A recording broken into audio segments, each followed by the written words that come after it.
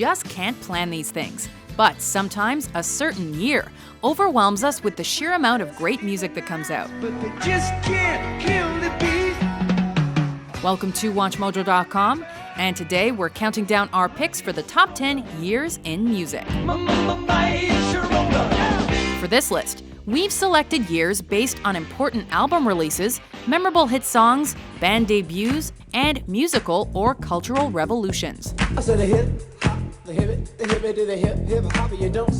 Our picks from each year touch on only very significant albums and songs, and are in no way meant as an all-encompassing history. If your favorite song, album, or artist didn't make the cut, that's okay. Just crank it up later and jam. I've got to let you know. I've got to let you know.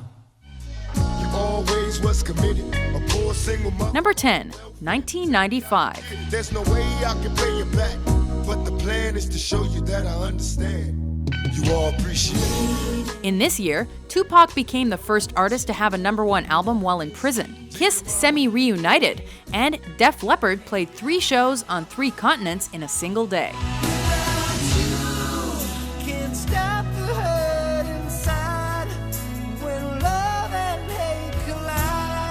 The Beatles dominated our musical attention with the Anthology collection, but more contemporary Canadian women also dominated, with Alanis Morissette's Jagged Little Pill peaking at #1 on the Billboard 200.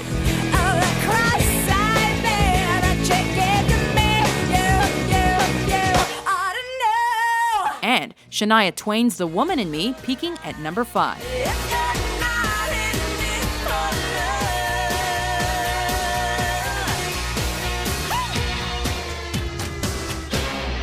I'm out of here. Number 9, 2001. H to the Izzo, B to the Izzy. With Shizzle, my nizzle used to dribble down in VA. 2001 began with a major game changer for the music industry. iTunes was introduced, followed by the iPod in October. Although the year started off well by building on the pop, nu metal, and rap rock scenes that had come of age in the previous decade,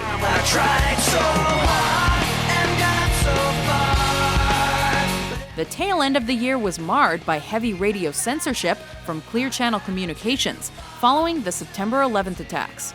This year also saw the release of the Strokes' popular single Last Night, signaling a shift in mainstream rock music away from nu metal and rap rock.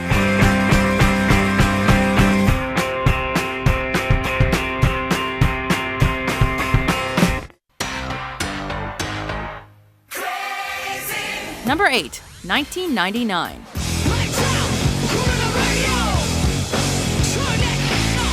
1999 marked the year of returns. Santana returned to the top of the charts with Supernatural.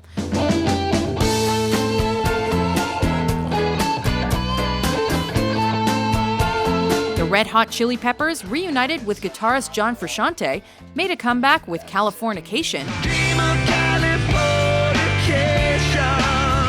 And Bruce Dickinson, yes, the Bruce Dickinson, returned to Iron Maiden after a 6-year absence.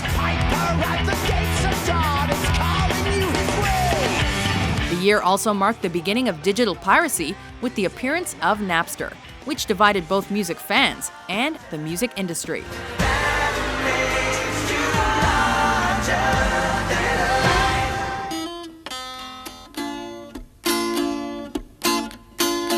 Number 7, 1970. Oh, baby, baby, it's a wild world.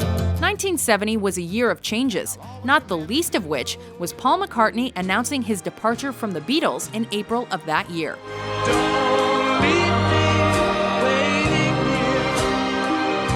And the deaths of both Jimi Hendrix and Janis Joplin.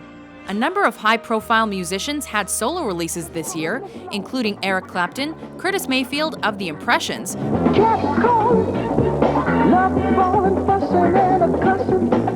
Randy Bachman from the Guess Who, and Pink Floyd founder Syd Barrett. Yes, I know what you are a gigolo, aren't you the gigolo, aren't Black Sabbath also released both their eponymous first album and Paranoid within the year. Rock you like a hurricane. Number 6, 1984. Here I am. Rock you like a hurricane. 1984 was a socially conscious year, with the Band Aid charity song Do They Know It's Christmas becoming one of the biggest selling singles in history.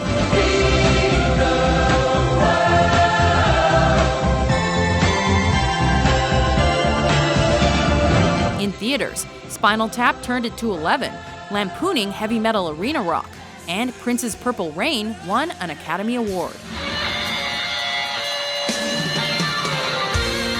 Later that year, Bruce Springsteen earned his most successful album with Born in the U.S.A. Born in the USA. I was born in the USA. And Madonna nabbed her first #1 record with Like a Virgin. Like a virgin, hey, that's for the very first time. Number 5, 1977. I am the passenger, and I ride. 1977 was the year that punk blew up and Elvis died, which is probably symbolic of something, right? Although disliked by younger punk fans, big arena rock bands only got bigger in 1977, with Pink Floyd releasing their monumental Animals album. Was born in a house full of pain.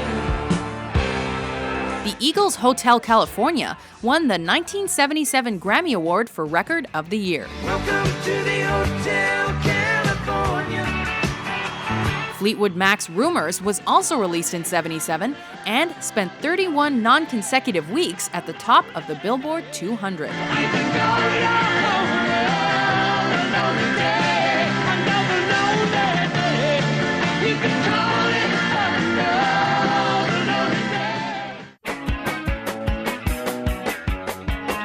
Number 4, 1979.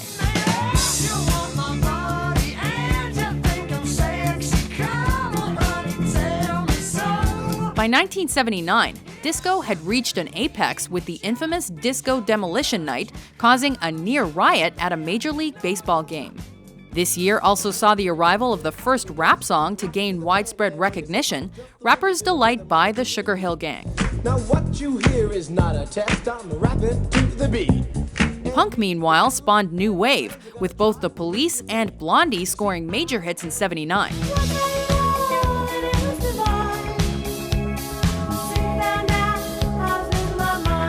The year also saw the first major use of digital recording, with Stephen Stills and Ry Cooder each taking advantage of the new technology. Little sister wants to please, please, please. Little sister, don't you cheat on me. Number 3, 1991.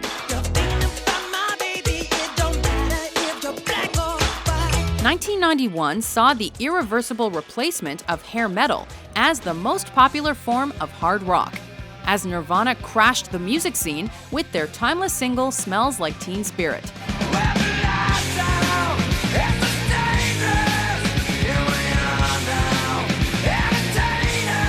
And alt-rock fans celebrated the first Lollapalooza tour.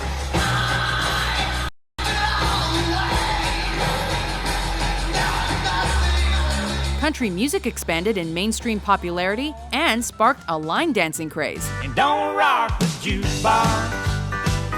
Wanna hear George Jones? And boy bands lost a bit of innocence when New Kid on the Block Donnie Wahlberg was arrested for allegedly setting fire to a hotel room. No sellout, so get the hell out. We do it our way. Who gives a damn about what critics say? Said we wouldn't last, said our time will pass, said we're just a flash, but we're still kicking. Number 2, 1987.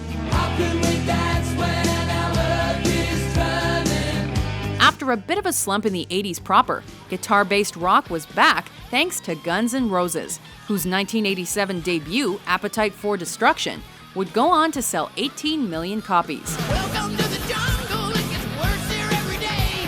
You learn to live Meanwhile, U2's The Joshua Tree, released in 1987 as well, sold 14 million copies by the end of 1988.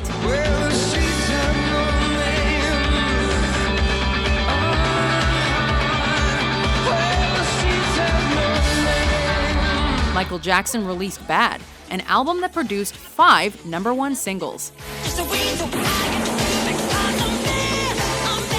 But it was Pink Floyd's world tour this year that made $60 million, which was more than U2's and MJ's touring incomes combined.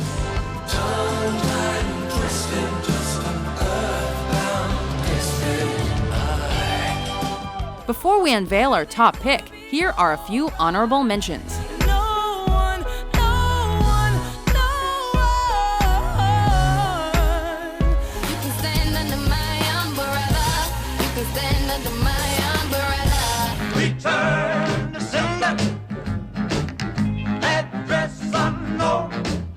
Love me do.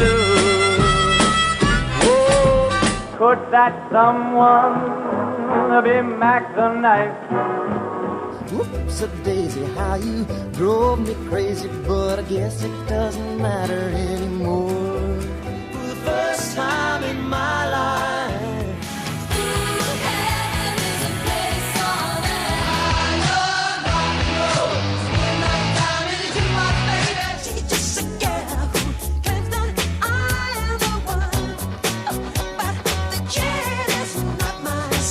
Ground control to Major Tom. Number 1, 1969. Though 1967 was also notable for its music. 2 years later, we saw the occurrence of 2 legendary festivals, Woodstock and the Isle of Wight Festival.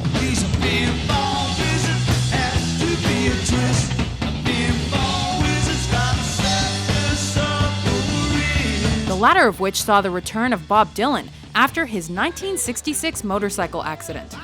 Elsewhere, fans were stabbed to death by Hell's Angels at a Rolling Stones concert in Altamont, California. That means everybody just cool out! John Lennon asked us to give peace a chance.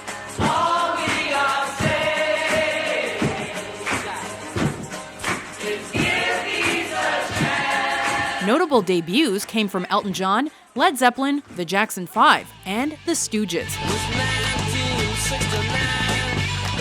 Highlighting the diverse sounds rock would take in the next decade.